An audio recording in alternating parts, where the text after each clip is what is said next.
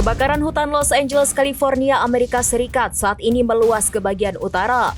Kebakaran ini terjadi pada Rabu 22 Januari 2025 dan menghanguskan sekira 2.000 hektar lahan atau sekira 20 km hanya dalam waktu 2 jam. Kantor berita AFP memberikan laporan kebakaran kembali terjadi di Los Angeles. Kobaran api ganas disertai angin Santa Ana kering berhembus kencang melewati area bukit. Bencana ini menimbulkan gumpalan asap dan mengakibatkan lereng bukit dekat Danau Kastaik terbakar. Kejadian ini terjadi di sekitar 56 km utara Los Angeles yang berdekatan dengan kota Santa Clarita. Dari kejadian ini, sekira 19.000 orang dievakuasi dari lokasi sekitar danau.